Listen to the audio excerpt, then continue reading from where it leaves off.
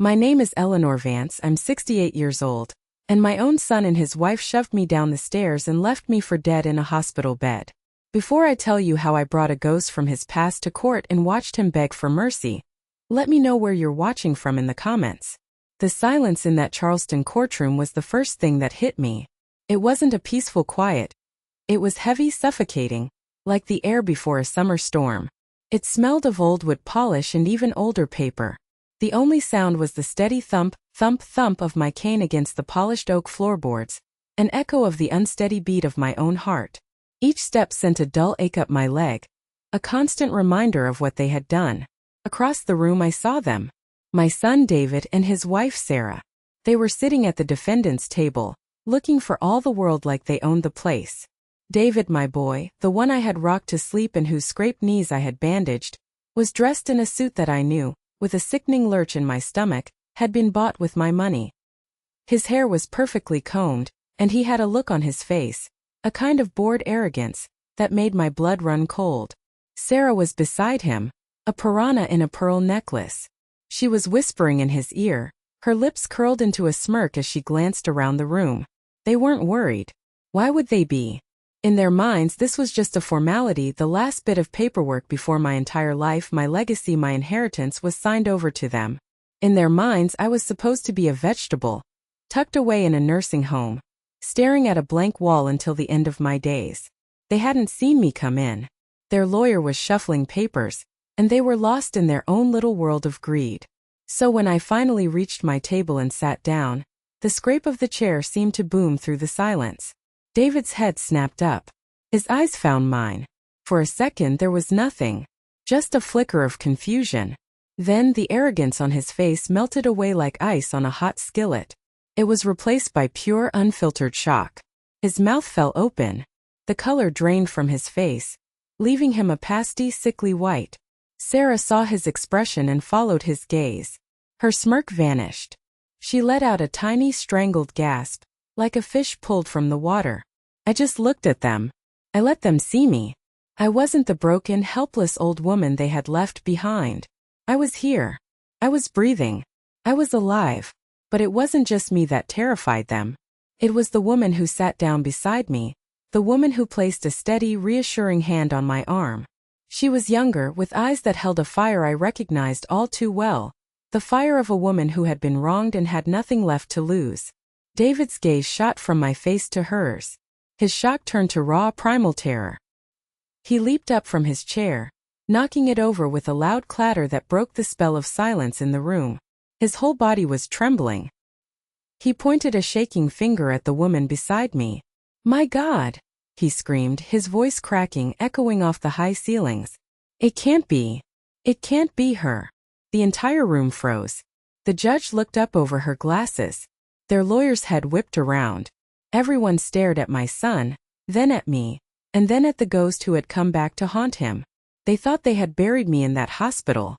They thought they had one.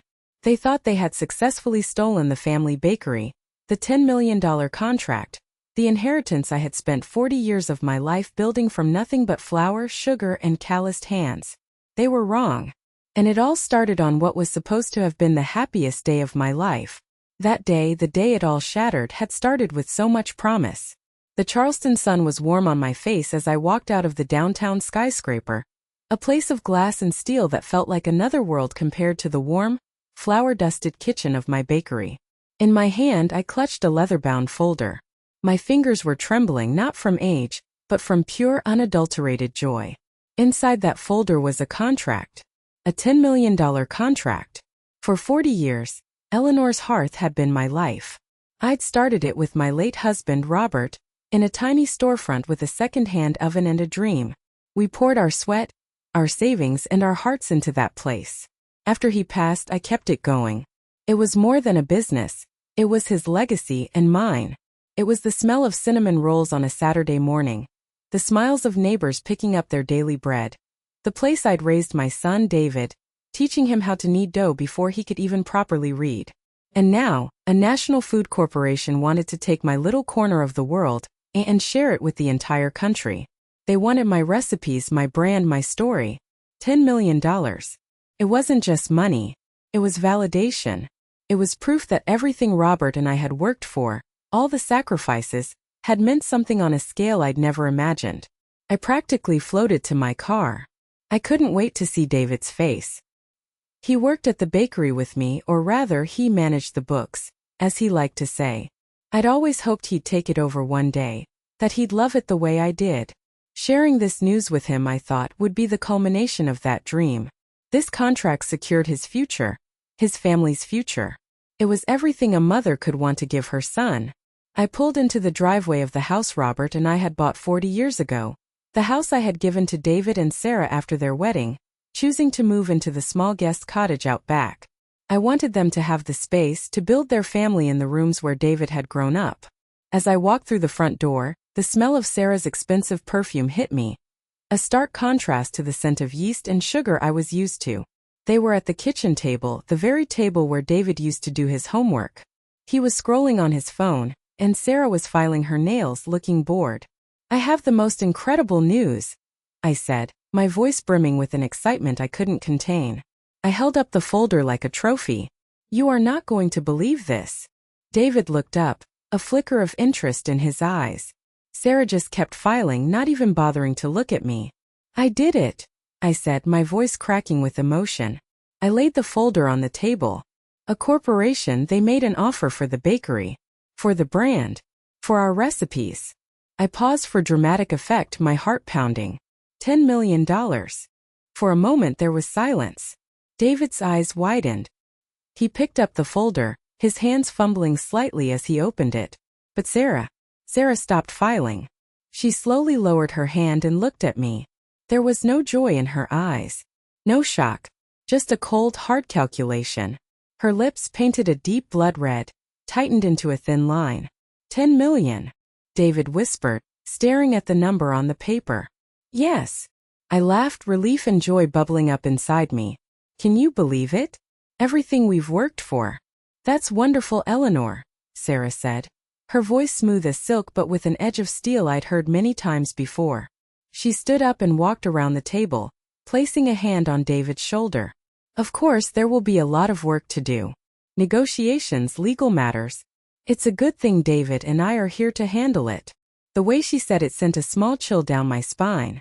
"Well, of course we'll all be involved, dear. This is a family affair." She let out a small condescending laugh. "Eleanor, be realistic. You're 68. This kind of corporate deal, it's out of your league. You don't understand this world." I was floored. "Excuse me? This is my bakery. My name is on the contract." "A contract David and I pushed for," she snapped, her mask of politeness falling away. "Who do you think has been networking? Who's been modernizing the books and making the business look attractive to investors? You've just been baking bread." The words were like a slap in the face. David finally looked up from the contract, but he didn't look at me. He looked at his wife.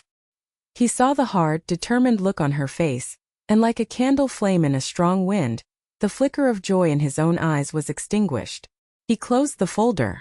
"She's right, Mom," he said, his voice quiet. "You've done great, but this is the big leagues now. We need to handle this.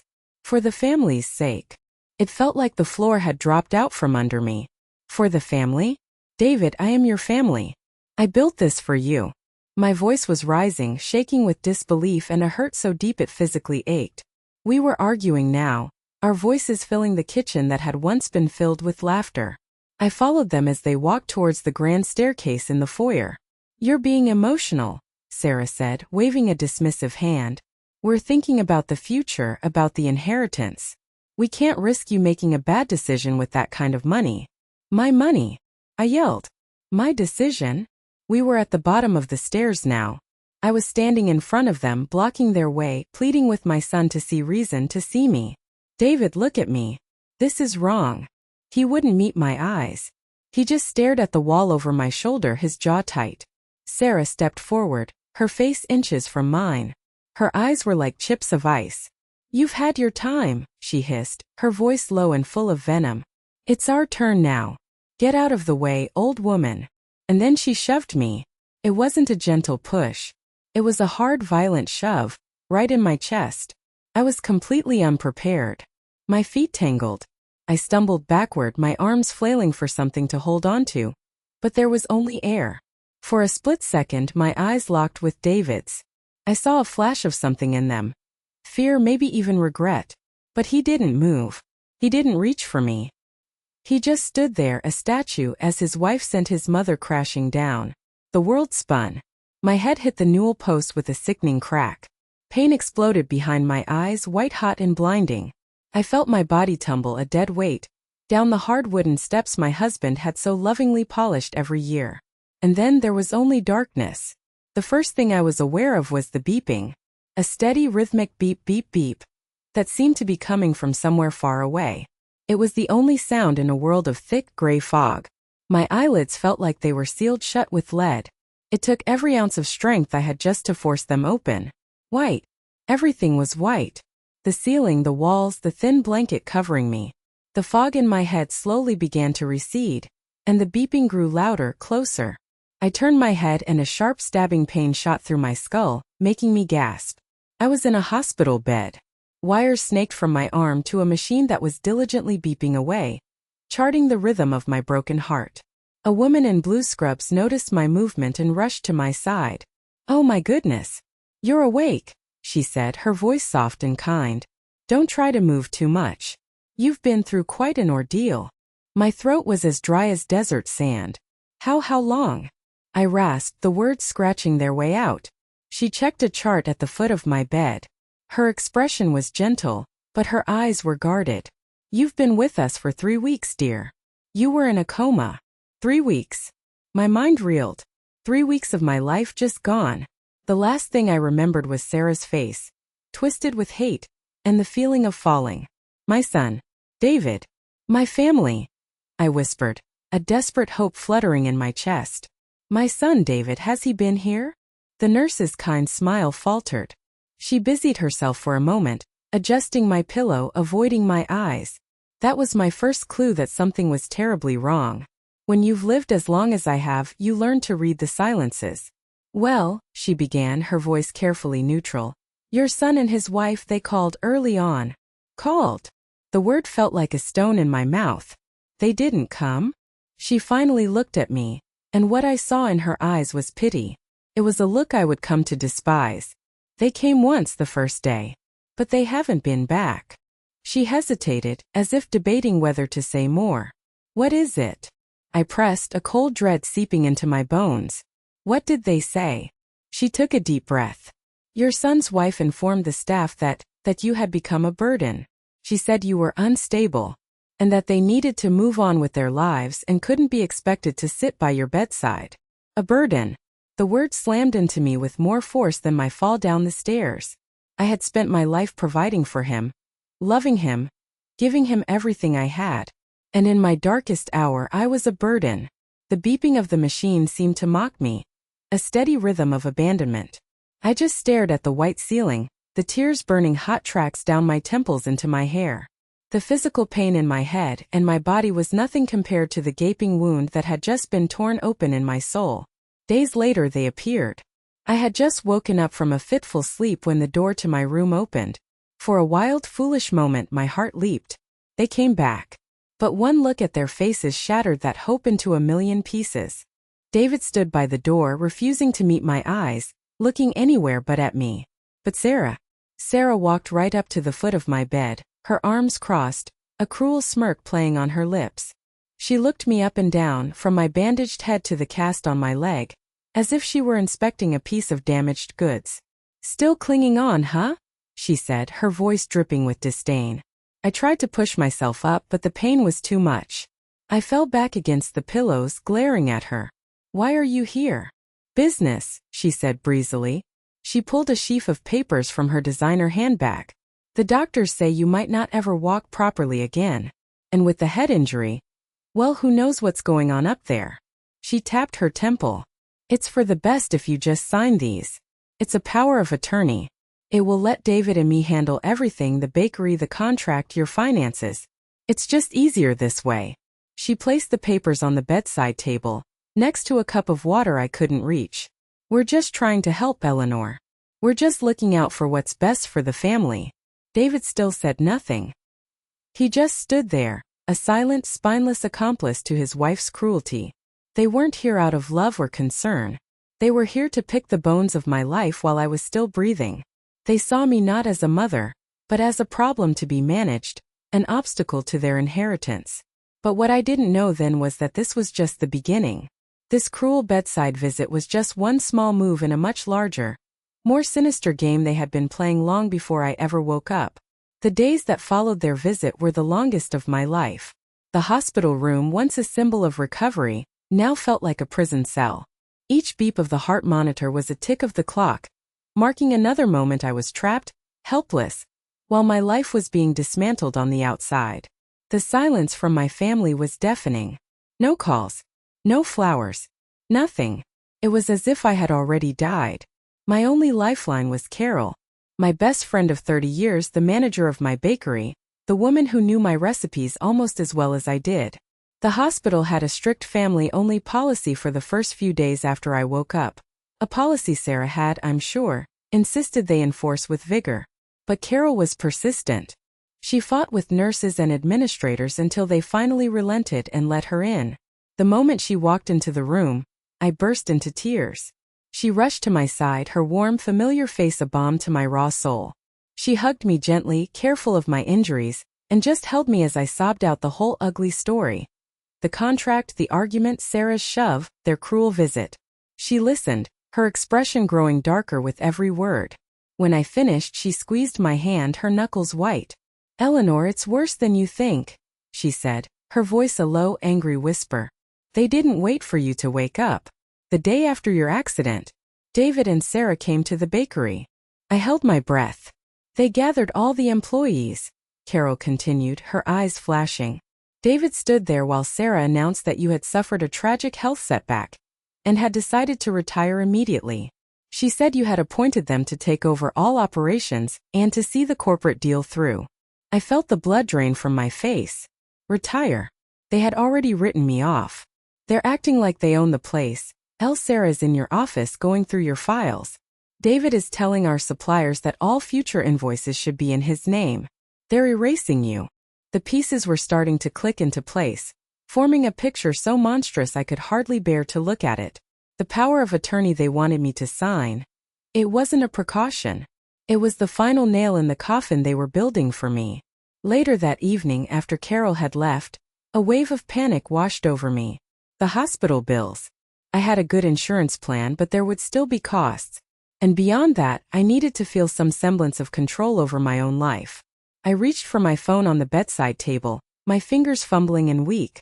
I navigated to my online banking app, the one I used to manage my personal savings account, the nest egg Robert and I had carefully built over the years. I entered my password and waited for the familiar green screen showing my balance. But it didn't come. Instead, a bright red banner flashed across the screen. "Account access restricted. Please contact your financial institution." My heart pounded against my ribs. Restricted? I tried again. Same message. A cold sweat broke out on my brow. With a shaking hand, I called the bank's customer service number. After an eternity of hold music, a polite, detached voice answered. "Yes, Mrs. Vance," the woman said after I explained the situation. I could hear the clacking of her keyboard. "I see the issue. There's a hold on your accounts. It seems we received a court order." "A court order?" I repeated, my voice barely a whisper. "What are you talking about? On what grounds?" There was another pause. "The order was filed by your son, Mr. David Vance," she said, her voice devoid of any emotion. "It cites. Let me see here. It cites concerns regarding your cognitive and mental capacity to manage your financial affairs following a traumatic brain injury." The phone felt heavy as a brick in my hand. I couldn't breathe. Cognitive and mental capacity. Traumatic brain injury. These were their words. Their weapons. It all made a horrible, perfect sense. The visit. The takeover at the bakery. The power of attorney. And now this. It wasn't a series of random cruel acts. It was a strategy. A cold, calculated, step-by-step plan to have me declared incompetent, to strip me of my rights, my money, and my life's work. They hadn't just left me for dead in the hospital. They were actively trying to bury me under a mountain of legal paperwork while I was chained to this bed. And I realized with a chilling certainty that I was utterly and completely alone. For 2 days I was adrift in a sea of despair. The legal terms the bank teller had used, court order, cognitive capacity, swirled in my head, a vicious tide pulling me under. I felt powerless, a fly caught in a web spun by my own child. Every time a nurse came in I flinched, wondering if she was coming with a sedative or another set of papers to sign away what was left of my life. Hope was a luxury I couldn't afford. Then on the 3rd day, a man I'd never seen before walked into my room. He was young, maybe in his early 30s, with sharp, intelligent eyes and a calm demeanor that immediately set him apart from the frantic energy of the hospital. He wore a simple, well-tailored suit and carried a worn leather briefcase. "Mrs. Vance?" he asked, his voice steady and respectful. "My name is Ben Carter. I'm an attorney." My heart seized. I thought he was with them. I thought he was the lawyer they had hired to finalize my destruction. I physically recoiled, pressing myself back against the pillows. "I have nothing to say to you. Get out." He held up his hands in a peaceful gesture. "Please, Mrs. Vance, I'm not here to hurt you. I'm here to help. I was hired by your friend, Carol." Carol. The name was like a lifeline. I stared at him, my suspicion battling with a desperate flicker of hope. He pulled a chair up to my bedside, not too close, giving me my space. "Carol is very worried," he said, opening his briefcase. "She told me what's been happening at the bakery, and what you told her about your son's visit. She asked me to look into things. I think you need to see what I found." He slid a thick document across the bedside table. The cover page was stamped with the seal of the Charleston County Probate Court. And there, in bold letters, was my name. I picked it up, my hands trembling so much the papers rattled. It was a petition. A petition filed by David Vance to establish an emergency guardianship and conservatorship over Eleanor Vance. I flipped through the pages. It was all there in cold legal jargon. It claimed I was incapacitated, unable to make my own medical or financial decisions. It was filled with lies, twisting my fall into an event caused by my own frailty and confusion. And then I saw it. Attached to the back were several documents, supposedly from my doctors, detailing my grim prognosis. One report, allegedly written by a Dr. Markarian, stated that due to the severity of my brain trauma, I was unlikely to ever regain full cognitive function. It recommended long-term institutional care. "I've never even met a Dr. Markarian," I whispered, horrified. At the very end of the petition was a signature line. My signature. Or a clumsy, ugly forgery of it, authorizing David to take control. "They filed this the day after your fall," Ben said grimly. "They used these forged medical reports to convince a judge to grant them temporary control of your assets. That's why your bank account is frozen." Just then the door opened again. A woman in a white coat stood there, her face etched with concern. She was in her 40s with a no-nonsense air about her. "Mrs. Vance, I'm Dr. Ramirez, your neurologist," she said, stepping inside. "I'm so glad Mr. Carter is here. I was about to call him myself. I've been reviewing your file, and something is very, very wrong." She held up a tablet displaying my patient chart. "These are the official hospital records. Your recovery has been remarkable. But," she said, tapping the screen, "someone has been accessing your file remotely and adding false entries. Entries that are not mine." She showed us notes about seizures I never had, descriptions of me being delirious and incoherent on days I had been lucid, dosages of antipsychotic medications that were never administered. It was a systematic effort to paint me as a raving lunatic. "These false entries match the reports attached to your son's court petition," Dr. Ramirez said, her voice tight with anger. "Someone is committing medical fraud to support their legal case against you. This is highly illegal." I stared at the screen, at the lies written about me, at the story they had invented to steal my life. It was so calculated, so evil. They hadn't just pushed me down the stairs. They had built an entire false reality around me to ensure I would never get back up. And then, like a camera flash in a dark room, a memory I thought the coma had stolen came rushing back. A memory of David's face, twisted with an ugly, deep-seated anger I had never seen before. And the words he spat at me just moments before Sarah shoved me. The words that had started it all. The memory wasn't foggy or dreamlike. It hit me with the force of a physical blow, crystal clear and sharp with old pain. I was back in the foyer, standing at the bottom of the stairs, the $10 million contract forgotten on the kitchen table. The argument wasn't about money anymore, not really. It had spiraled into something deeper, something uglier. I had been pleading with David, trying to make him understand. This legacy, I had said, my voice choked with emotion. It's not just for you and Sarah. It's for the whole family. It's for my granddaughter. It's for Lily. Lily, my only grandchild. The daughter of David and his first wife, Maria. At the mention of her name, the detached look on David's face had vanished, replaced by a terrifying rage. His face turned a blotchy red. Don't you dare bring them into this, he'd snarled, his voice low and dangerous. Maria and that girl get nothing. Do you understand me? Nothing. That woman is a ghost. She doesn't exist. Sarah had been right there, fanning the flames. Your son is right, Eleanor, she chimed in, her voice dripping with faux sympathy that was more insulting than open hostility. Maria was a gold digger who walked out on him. Why should she or her child get a penny of his inheritance? His inheritance. As if I were already dead. That was the moment Sarah had shoved me. The memory of David's raw hatred was the last thing I saw before the darkness. Now lying in that hospital bed, it all came rushing back. And a new terrible understanding dawned on me. This wasn't just about greed. This was about a bitter, unresolved wound from David's past. This was about his messy, painful divorce from Maria years ago. Maria. She had been a sweet girl, a baker herself, who had worked alongside me in the early days. She'd had a laugh that could fill the whole shop. David had adored her. And then suddenly it was over. One day, David came home and announced she was gone. He said she'd left him, cleaned out their joint bank account and vanished, abandoning him and their 2-year-old daughter, Lily. He spun a tale of betrayal, painting himself as the victim. I was heartbroken for him, for my granddaughter. Sarah had appeared on the scene shortly after, and the story of Maria, the villain, became set in stone. We never spoke of her again. David raised Lily, with Sarah quickly stepping into the role of stepmother, a role she wore like an ill-fitting coat. But now I saw David's rage in a new light. It wasn't the anger of a victim.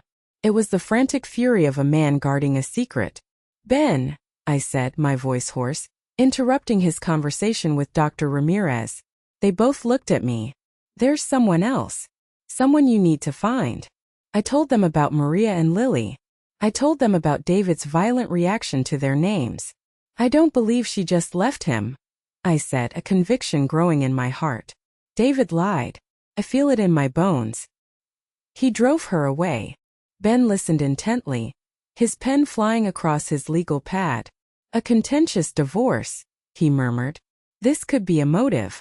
If he was trying to cut his first wife and child out of any future inheritance, a $10 million contract would certainly raise the stakes. Can you find her? I asked, my voice pleading. I don't know where she went. David said he didn't know, that she just disappeared. If she exists, I can find her, Ben said with a quiet confidence that soothed my frayed nerves. I'll start with the divorce records from the court. It's a long shot, Mrs. Vance. She could be anywhere.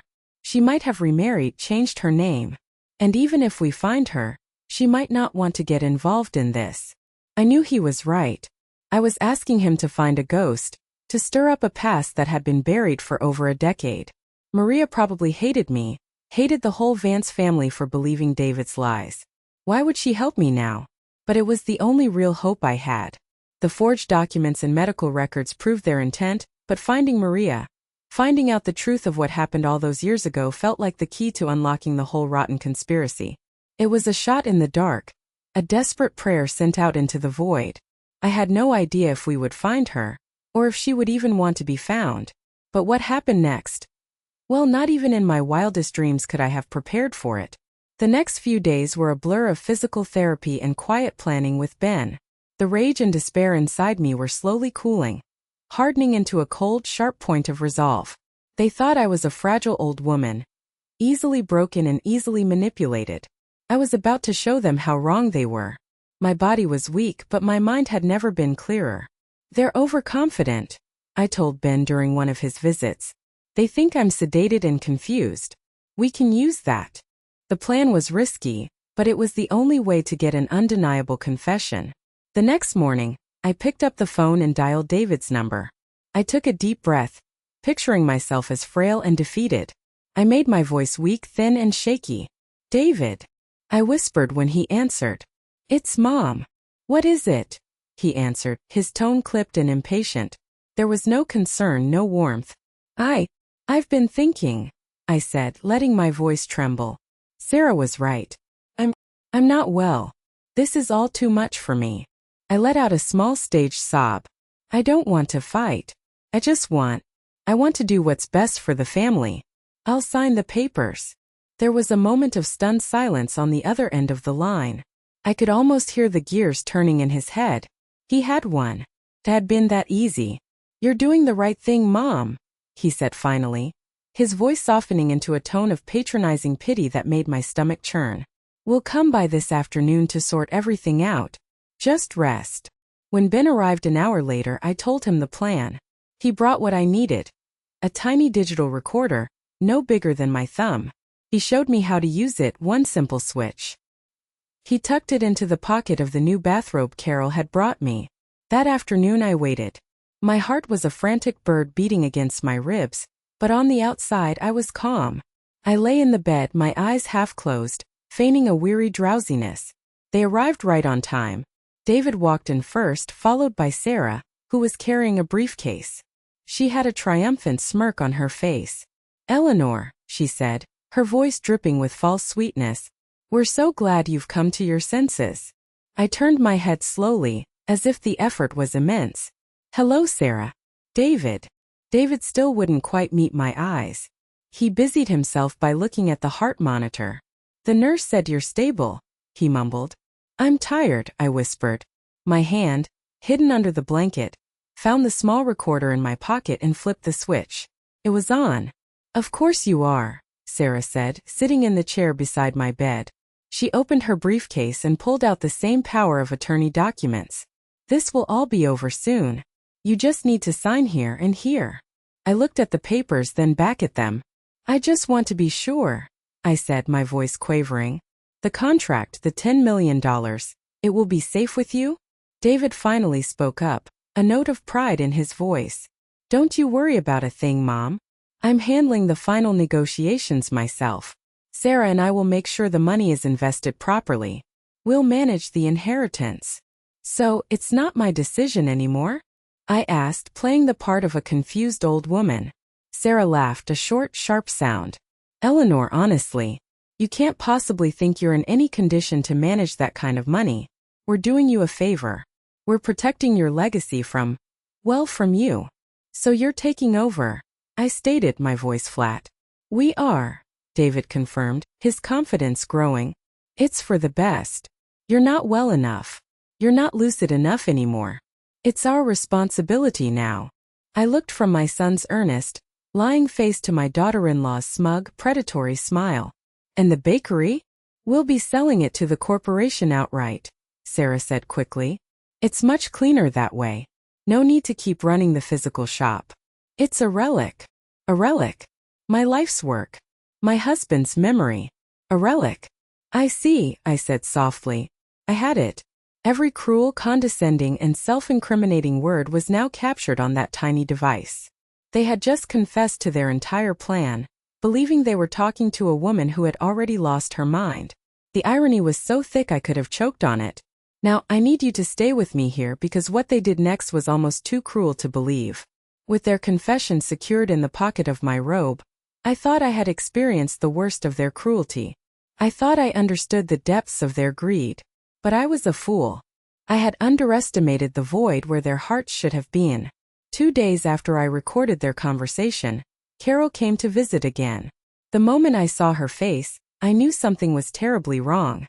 She was pale, her eyes were red-rimmed and swollen, and she was trembling.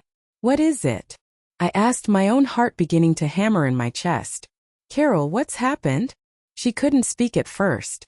She just sank into the chair by my bed and covered her face with her hands. Her shoulders shook with silent sobs.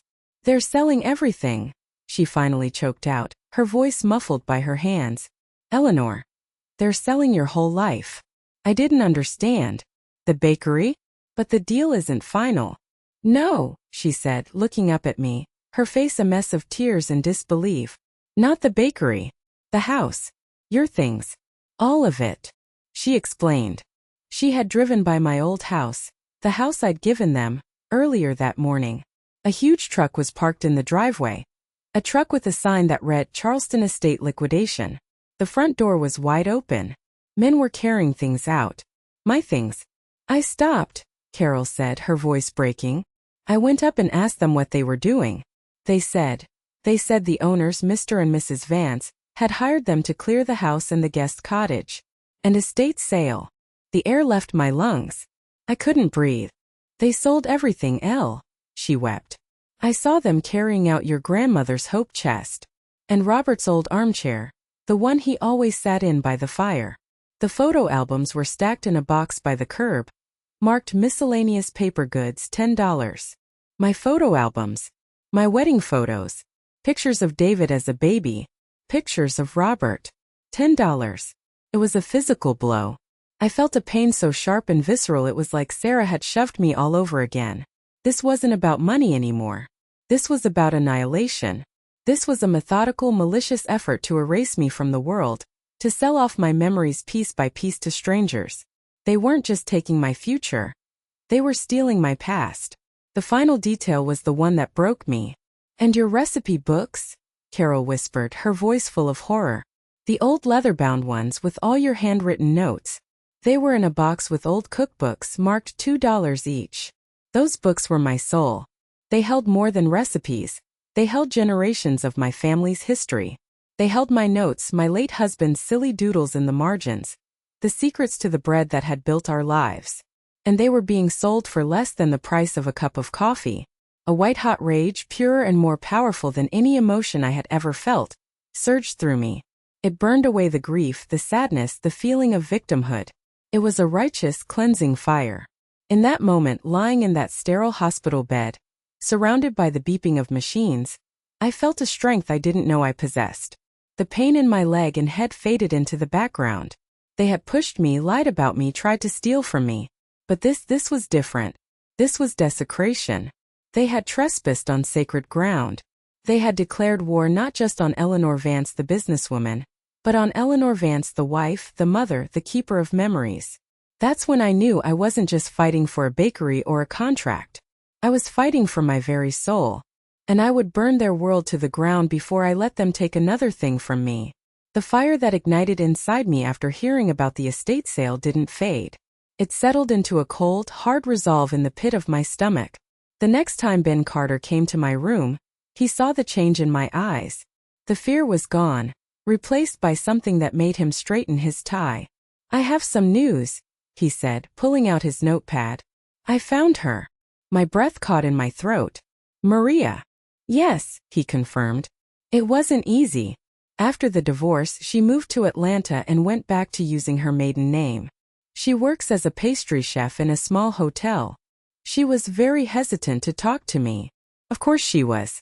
Why would she want to talk to a lawyer representing the family that had cast her out? Did you tell her? I told her you were in the hospital and that you needed her help, Ben said gently. I told her that you believe she was wronged. She didn't say much, but she gave me her phone number. She said she would be willing to speak with you. Just once. My hands were shaking as Ben dialed the number and handed me his phone. I took a deep, steadying breath and put it to my ear. It rang twice. Hello. A woman's voice, cautious and quiet. It had been over a decade, but I recognized it instantly. Maria. I said, my own voice hoarse with emotion. It's Eleanor Vance. There was a long silence on the other end of the line. I could hear her breathing. I imagined her in her kitchen in Atlanta, surrounded by the familiar smells of baking, her world about to be turned upside down.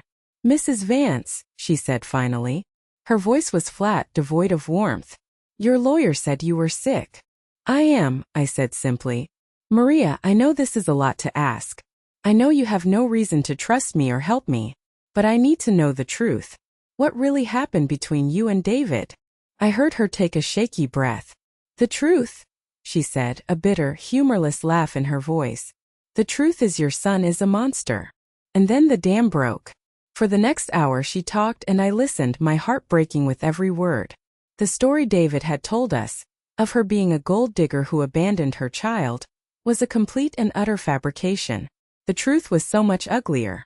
She told me how David had changed after they got married. He became controlling, jealous. He started an affair with Sarah, who was his assistant at the time. He spent their savings recklessly on gifts for his new mistress while telling Maria they were struggling. When Maria confronted him about the affair, he didn't deny it. He turned on her. He told me I was nothing, Maria said, her voice thick with tears she had held back for years. He said he had the family money, the family name, and that no one would ever believe me over him. He threatened me. He said if I ever tried to fight for custody of Lily, he would use his money and his lawyers to paint me as an unfit mother. He said he would ruin my life, make sure I never worked as a baker again, and that I would never see my daughter again. It was a brutal divorce, and he made sure I lost everything. I listened horrified, as she described how he had systematically isolated her, drained their joint accounts, and intimidated her into signing a divorce agreement where she gave up all rights, including custody of their child. She didn't leave her daughter. She was forced out, convinced that disappearing was the only way to protect Lily from her father's wrath. I left to keep my daughter safe from him, she sobbed. And I've lived with that choice every single day. When she finished, a heavy silence hung between us. I believe you, I said, my voice thick. Maria, I am so sorry. I believed his lies. I failed you. I failed my own granddaughter. Why are you calling me now, Mrs. Vance? She asked, her voice weary. I told her everything. About the contract, the fall, the coma, the forged documents, the estate sale. I told her how David and Sarah were trying to have me declared incompetent and steal everything. There was another long pause. When she spoke again, the weariness in her voice was gone, replaced by the same cold fire I felt in my own gut. He won't get away with it, she said, her voice firm. Not again. I was young and scared then. I'm not scared anymore. Will you help me? I asked, holding my breath. What do you need me to do? She asked. The plan formed quickly, a brilliant, beautiful, and terrible strategy taking shape between a hospital room in Charleston and a hotel kitchen in Atlanta. Maria wasn't just a witness. She was my secret weapon. She was the ghost David thought he had buried long ago. And she was about to come back and haunt him in the one place he could never escape. A court of law. Returning to the courtroom felt like stepping onto a stage for the final act of a play I never wanted to be in. But this time I wasn't just a character being pushed around by the plot. I was the director. The air was thick with the same tension as before, but now it was my tension to command. I sat beside Ben, my back straight, my hands resting calmly on the handle of my cane. I could feel David and Sarah's eyes on me, burning with a mixture of shock and hatred. They still thought my presence was just a minor complication, a speed bump on their road to riches. Ben Carter stood calm and methodical. He was magnificent. He didn't start with shouting or accusations. He started with a simple, undeniable fact. Your Honor, he began, we are here today because a son and his wife conspired to defraud his own mother. And we will prove it, not with speculation, but with their own words and their own actions. He started with the recording. He placed a small speaker on the table, and suddenly, the courtroom was filled with the sound of my hospital room, my own weak staged voice. And then their voices. David's full of condescending pride. Sarah's dripping with greedy impatience. Don't you worry about a thing, Mom. We'll manage the inheritance. Eleanor, honestly, you can't possibly think you're in any condition to manage that kind of money. We're protecting your legacy from you. I watched the jury. Their faces were impassive at first, but as they listened, eyebrows began to furrow. A woman in the front row shook her head in disgust. David's face was ashen. Sarah was staring at the speaker as if she wanted to smash it with her high heel. Next, Ben moved to the financial records. He put them up on a large screen for everyone to see. Bank statements, credit card bills. Highlighted in yellow were the charges made after my fall, after they had frozen my accounts. A $10,000 vacation to the Caribbean. A $20,000 down payment on a new luxury car for Sarah. Thousands spent at high-end boutiques. They hadn't even waited for me to be declared legally incompetent. They had started spending their anticipated inheritance immediately. Then came the medical fraud. Ben called Dr. Ramirez to the stand. She was a powerhouse of calm professionalism. She explained in clear, simple language how the hospital's digital records worked, how they tracked every entry. She then showed the court the official records, detailing my steady recovery, side by side with the fraudulent entries. These notes, Dr. Ramirez said, pointing to a line on the screen, claim the patient suffered a grand mal seizure at 3 a.m. on a Tuesday. I can tell you with certainty that did not happen. I was the neurologist on call. Furthermore, the digital timestamp shows this note was added to the file not from a hospital terminal, but from an external IP address. Ben had traced that IP address. It came from Sarah's laptop. The case was already overwhelming. I could see it in the judge's narrowed eyes, in the way David and Sarah's lawyer kept wiping sweat from his brow. But Ben had saved the best for last. He had saved the ghost. The plaintiff calls its next witness, Ben announced, his voice ringing through the silent courtroom. Ms. Maria Vance. If a bomb had gone off, it would have been quieter. A collective gasp went through the gallery.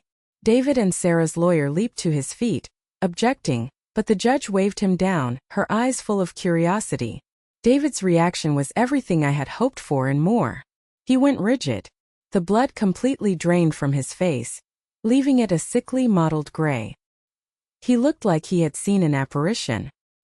He stared, his mouth hanging open, as the woman he had tried to erase walked confidently through the courtroom doors. Maria was no longer the scared young girl he had bullied into submission. She was a poised, strong woman. She walked to the witness stand, looked directly at the jury, and swore her oath. Ben led her through her story. The affair. The emotional and financial abuse. The threats against her and her child that led to their brutal divorce. Did Mr. Vance ever threaten you regarding future earnings or inheritance? Ben asked. Yes, Maria said, her voice clear and strong. He told me that his mother's bakery would one day be his, and he made it very clear that neither I nor our daughter would ever see a single cent from it. He said he would bury me in legal fees if I ever tried to fight him on anything related to the family business or custody. As her final piece of evidence, she produced a series of old emails printed and certified that she had saved for years. Emails from David, in which he explicitly detailed his threats. The jury read them, their faces grim. Finally, it was my turn. I walked slowly to the stand, my cane tapping out a steady rhythm. I didn't need to cry or shout. I just told the truth. I told them about my love for the bakery, about my pride in my son. And then I told them about waking up alone, being called a burden, and discovering the intricate web of lies they had woven to steal my life. I ended by looking directly at my son. I built a legacy of love and hard work. I said, my voice quiet but firm. And you tried to turn it into a monument of greed and betrayal. I don't know the man sitting at that table. The courtroom was utterly silent. There was nowhere left for them to hide. The judge didn't take long to deliberate. After a short recess, she returned to the bench, her face a mask of stern disapproval. She looked over the courtroom, her gaze lingering for a moment on David and Sarah, before she finally spoke. In my 20 years on this bench, she began, her voice resonating with authority, I have seen many cases of familial discord, many arguments over money and inheritance. But rarely have I witnessed a scheme so cold, so calculated, and so utterly devoid of basic human decency as the one perpetrated by the defendants, Mr. and Mrs. Vance. She addressed them directly. You did not just attempt to steal your mother's assets. You attempted to steal her identity, her sanity, and her dignity. You left her in a hospital bed, believing her to be helpless, and then systematically worked to ensure she would stay that way, using forgery, fraud, and medical manipulation to achieve your greedy ends. It is a grotesque betrayal of a parent's love and trust. I sat there listening, a strange sense of calm washing over me. It wasn't triumph. It wasn't joy. It was the quiet, profound relief of being seen, of being believed. The judge delivered her verdict. The temporary conservatorship was immediately dissolved. The $10 million contract was declared my sole property. All legal and financial control was restored to me. But she wasn't finished. For the criminal acts of conspiracy, fraud, and forgery, she continued, her voice like steel. This court finds you, David Vance, guilty. She sentenced him to 5 years in state prison. My son, my only child, was going to prison. I felt a pang of a mother's sorrow, a ghost of the love I once had for the boy he used to be. But it was quickly replaced by the cold reality of the man he had become. And you, Sarah Vance, the judge said, turning her piercing gaze on my daughter-in-law. As a willing and active participant in this conspiracy, this court finds you guilty. She was sentenced to 3 years. Sarah let out a choked sob, her carefully constructed composure finally shattering. But David just stared at me. His face was a mess of shock, disbelief, and a dawning desperate panic. As the bailiffs approached their table to take them into custody, he found his voice. "Mom!" he cried out, his voice cracking. "Mom, please. Don't let them do this. Tell them to stop. I'm your son." He reached a hand out to me, his eyes pleading. For a moment the entire courtroom watched, waiting to see what I would do. Would the grieving mother forgive her prodigal son? I looked at his face, the face I had once loved more than life itself, and I felt nothing. The well of my love for him had run dry, poisoned by his betrayal. He wasn't pleading for my forgiveness. He was pleading for my help to escape the consequences of his own actions, the same way he always had. I slowly, deliberately, turned my head away from him and looked straight ahead at the American flag standing beside the judge's bench. I did not say a word. A bailiff put a hand on David's shoulder. The fight went out of him. His shoulders slumped in utter defeat.